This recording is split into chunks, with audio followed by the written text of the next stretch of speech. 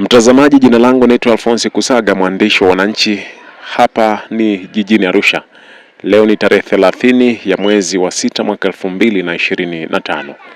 Tumekuja kumtembelea Raya Abdalla Kibiriti, mama mwenye umri wa miaka 34, ambaye ni miongoni mwa majeruhi ambao waliokoka katika ajali ya basi ya kampuni ya Channel One kugongana na gari nyingine wilayani Same mkoani Kilimanjaro.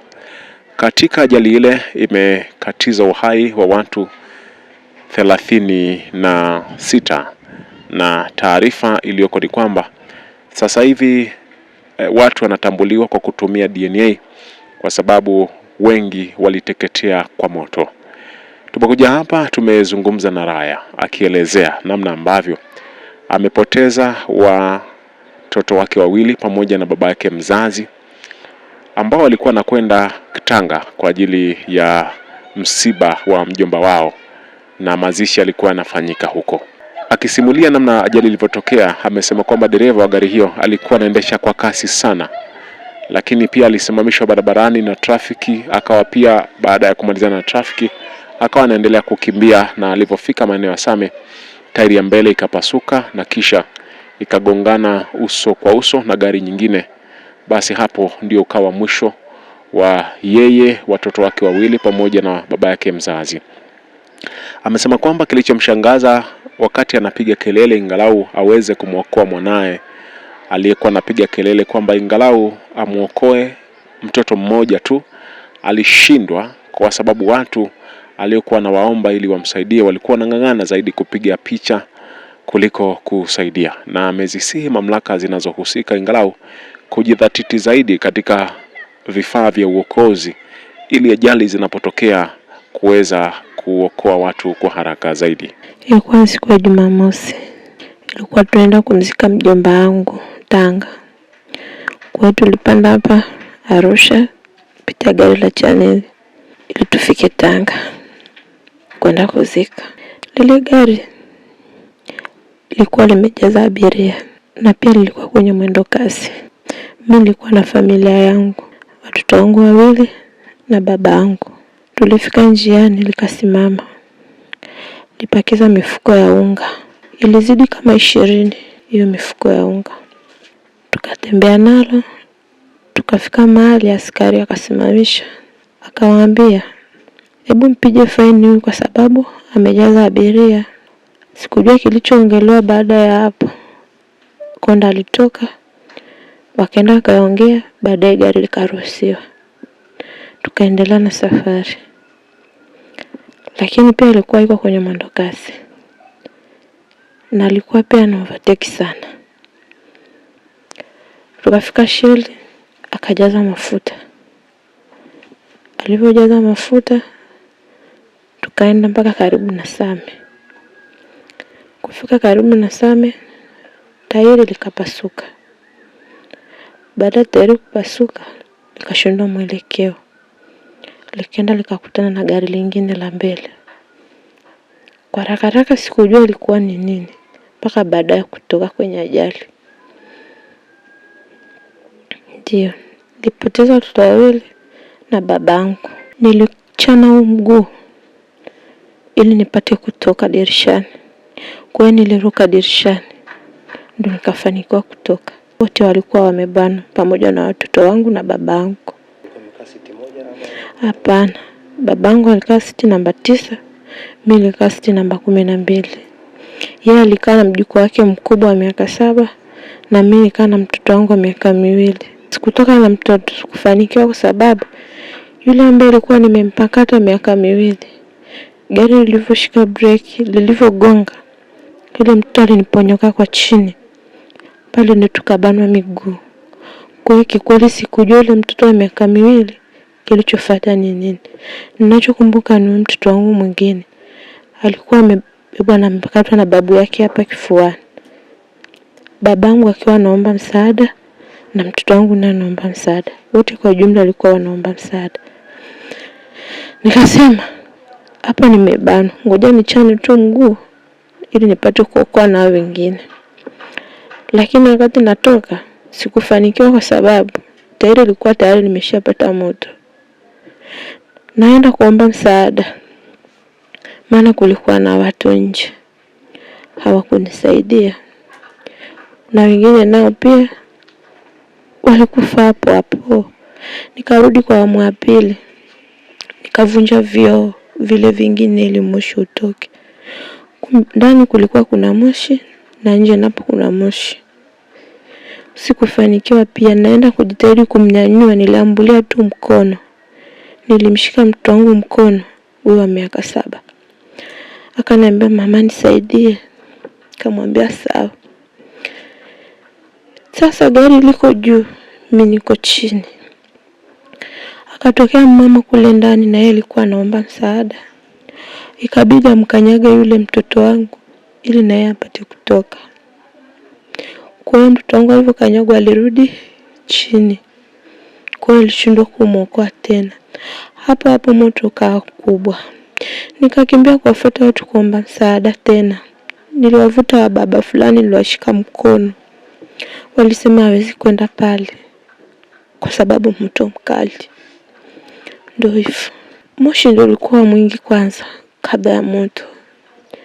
Moto ulichukua kama robo saa ndio moto ulichachamaa. Mimi ninachokumbuka tairi ndio lilikuwa limeshika moto. Sasa sikujua kama ilikuwa chanzo ni nini. Wengi sana. Wengi mno. Ndio, niliomba msaada kwa kila aina. Waliambulia tu kupiga picha. Alitokea baba mmoja akaniambia, mtoto yuko wapi? Nikaenda nikamuonyesha. Akaniambia siwezi kumuokoa maana moto umezidi. Nikapanda ndo nikajikata mikono. Pia nilishindwa kumfikia kwa sababu yule mama tayari alishamkanyaga. Ikabidi niondoke niende barabarani. Nilipotoka barabarani nikawaomba, maana kulikuwa na mabasi mengine yamesimama. Sasa mimi sikujua kama nimeumia. Nikaenda kuomba msaada. Hawakusaidia kwa sababu walikuwa wanarekodi tu. Hapa pembeni ya jicho na mguu wa kulia umechanika kwa chini. Na mkono uso sana. Lakini kifua kina maumivu, kichwa kina maumivu na mwili wote. Sasa sikujua alifanya kama anaenda kuitoa, lakini nakumbuka aliambiwa kabisa mpige faini maana amejaza abiria. Sasa sikujua kama alipiba maana dakika 0 gari liliondoka. Kwa tukaendelea na safari. Kungekuwa labda pale Same kuna ile gari la kuzima moto, watu wasingekufa kiasi hicho. Lakini ilikuwa mna gari. Tukasema labda tuzime na mchanga pia kusaidia. Kwa hiyo mimi naomba tu pale Same ni pakubwa, waeke hilo gari la zima moto. Maana gari lilitoka moshi mpaka lifike pale ilikuwa nishapoteza familia. Ni moto mkubwa ulikuwa umewaka pale. Nilikuwa nasikia tu vichwa huko vikipasuka. Wale wengine walikuwa wamesimama lakini sio wengi sana, lakini mizigo ya ile unga ilikuwa ni mingi. Mama alienda kuvuta watu, niliwavuta wa baba na wa mama. Nikamwambia niokoleni hata mtoto mmoja tu. Walisema hawawezi sababu moto umewaka. Nikazunguka kwa mbele, nikavunja vyoo vya kule mbele ili niingie kwa mlangoni. Ilishindikanika maana moshi ulikuwa ni mwingi sana. Na moto ulichachamaa maana kulikuwa na gari lingine liko chini ile gari letu. Ndio, moto. Ndio, hata watoto wangu na babangu ni moto. Jina la babangu anaitwa Abdalla Saidi Kibiriti. Na mtoto wangu anaitwa Nairati Hamisi. Na mwingine anaitwa Nufaila Hamisi.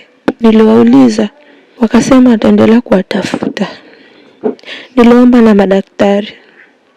Wakasema pia wataendelea kutafuta. Lakini mmoja akaniambia, ili upate msaada lazima wasiliane na askari. Nikamtafuta askari mmoja, alikuja akanioji. Nikamwambia nitafutie familia yangu. Akaandika majina, akaondoka. Lakini mpaka sasa hivi hajaja kuniambia chochote. Bali ndugu zangu ndo walifuatilia, wakaambia waende KCMC. Ndo akaenda KCMC lakini hao hawakuwaona. Ndo nikaambia waliungua. Kwa hiyo hapa mtoto wangu mkubwa na babangu mdogo ndio wameenda kupima DNA ili wapo chochote kitu tuje tuastiri. Kikweli simu zimewaharibu, au niseme binadamu hakuna. Ingekuwa sio zile simu, walikuwa wana uwezo wa kubeba vile vifusi pale vya mchanga, kuwatoa hata wale wachache tu, lakini kila mtu alikuwa na simu.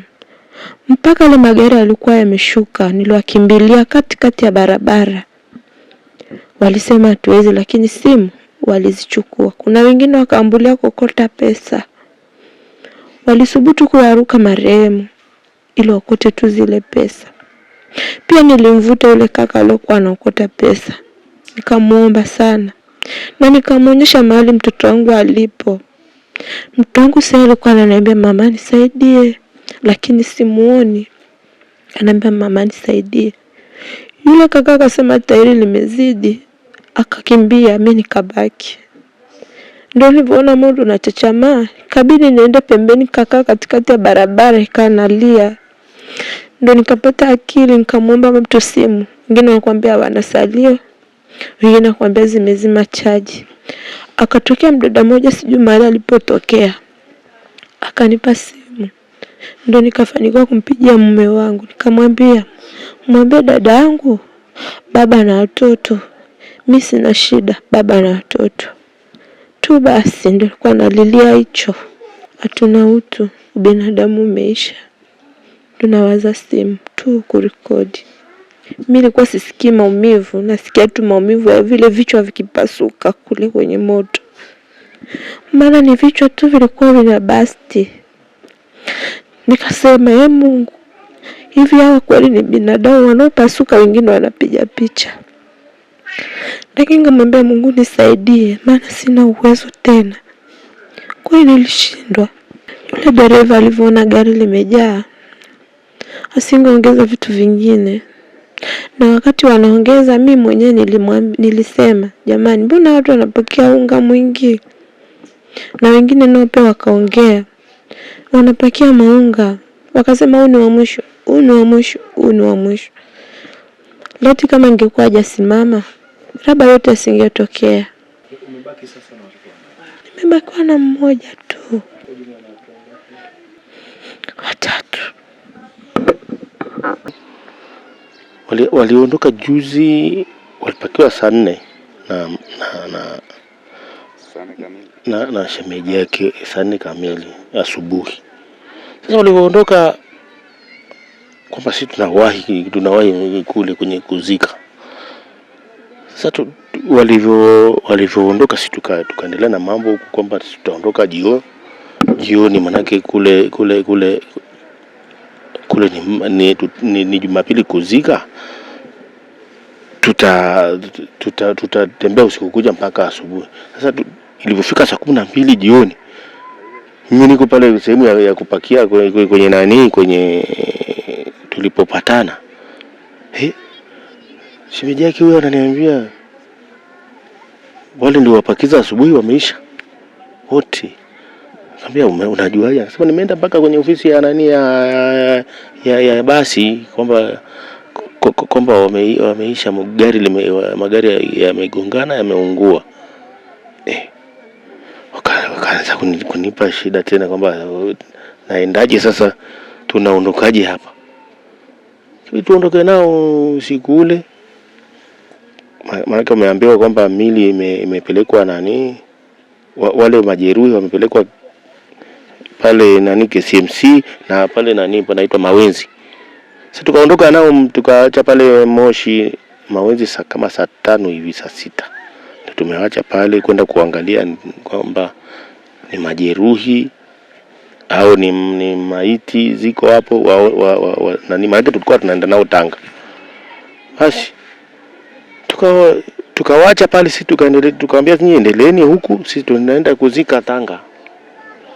Basi tulipoondoka ndio wakatuambia kwamba tumefika Mawenzi hamna kitu, tumeenda KCMC hamna kitu, sasa tunaenda Same kuangalia kule Same.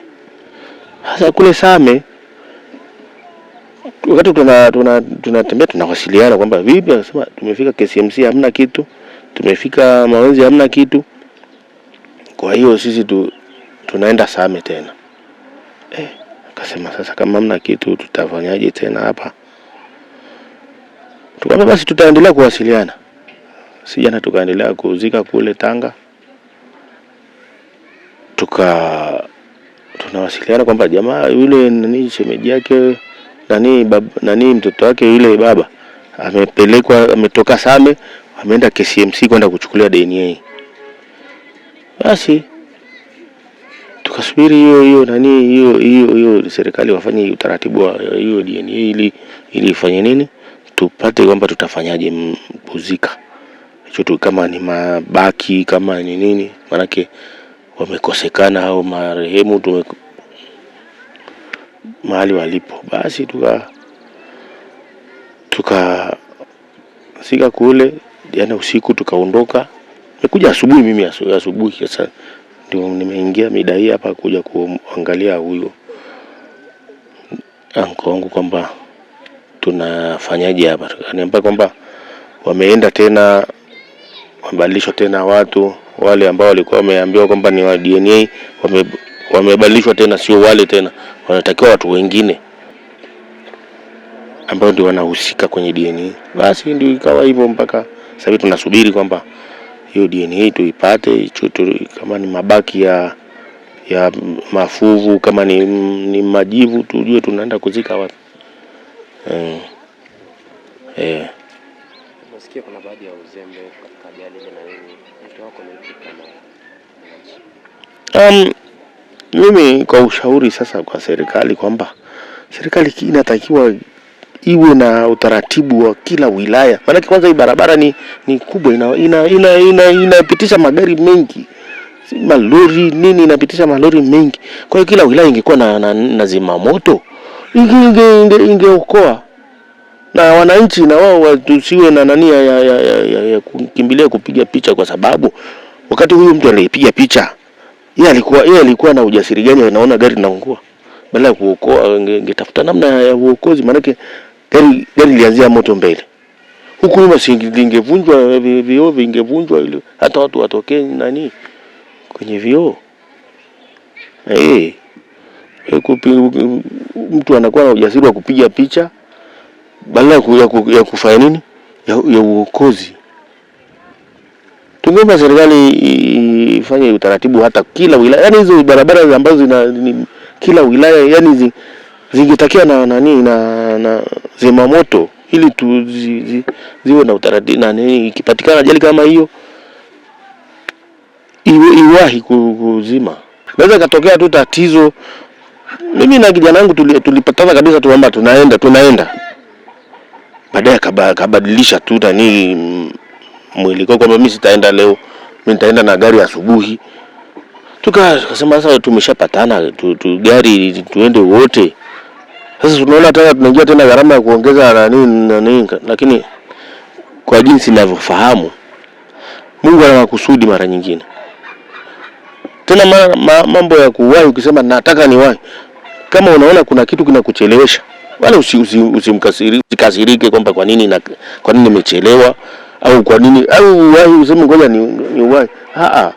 Nenda na utaratibu, manake kuna kitu labda unakiepuka. Kuwahi kuna sababu, na kuchelewa tena kuna sababu zake. Unaweza ukachelewa ukaokoka kwenye tatizo, au ukawahi kumbe ile kuwahi unaenda kuwahi tatizo.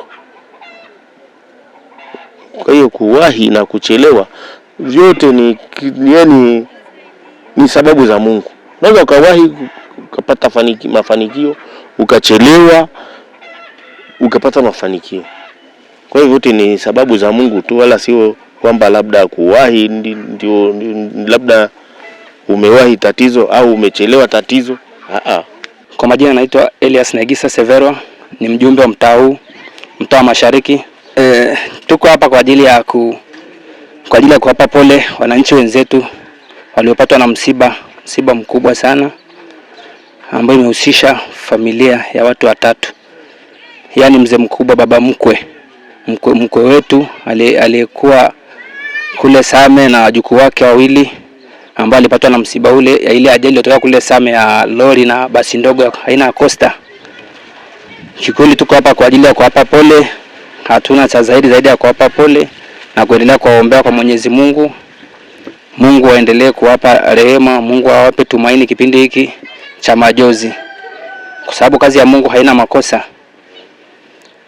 Kwa hiyo tunachowaomba serikali ni kuendelea kuwasaidia kama walivyosema kwa watatoa tamko siku ya Jumatano namna ya kuwajua watu wale, kwa sababu waliharibika vibaya. Kwa mpaka sasa tutajua mazishi ni lini. Kwa sababu serikali walisema watatoa tamko, kwa sababu sasa hivi inaendelea ni DNA. Kama sasa hivi muda mfupi uliopita kuna mtoto mmoja mwingine amepelekwa kwa ajili ya kwenda kujazia DNA ile kwa taarifa ya wahusika. Kwa ndivyo, hiyo ndio habari tulionayo. Kwa familia hii walikuwa, kwa taarifa tulizozipata walikuwa wako 4, ila mama amenusurika baada ya kuruka. Yeye yupo na yuko salama, yuko ndani hapa anaugulia maumivu tu. Kwa waliopatwa na msiba ni watoto wake wawili pamoja na baba yake mzazi wa mama huyu. Tukio linaumiza kwa sababu linahusisha familia moja, watoto na baba.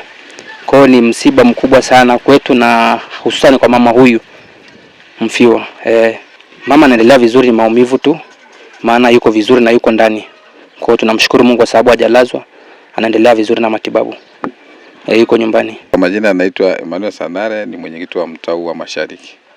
Tuko hapa msibani kwa ajili ya baba huyu ambaye amefiwa na watoto wake wawili pamoja na baba mkwe wake. Kwa taarifa za mashuhuda kama tulivyopata hapa msibani ni kwamba imetokea ajali ya Costa na basi, ambao hawa ndugu zetu ambao tuko hapa kwake, wao walikuwa kwenye basi, walikuwa wanasafiri kwenda msibani Tanga. Kwa hiyo ilipotokea hiyo ajali ndio akapata bahati mbaya ambao wamepoteza watoto wawili wa kike pamoja na baba mkwe, na mama ni manusura kwa sababu Mungu alimsaidia akaruka akatoka kwenye ajali hiyo ya moto. Mama anaendelea vizuri na yuko hapa ndani. Kwa hiyo kwa kweli hali yake ni nzuri, lakini wapo kwenye majonzi kwa sababu unapoondokewa na familia ya watu watatu ni kwa kweli ni majonzi makubwa sana.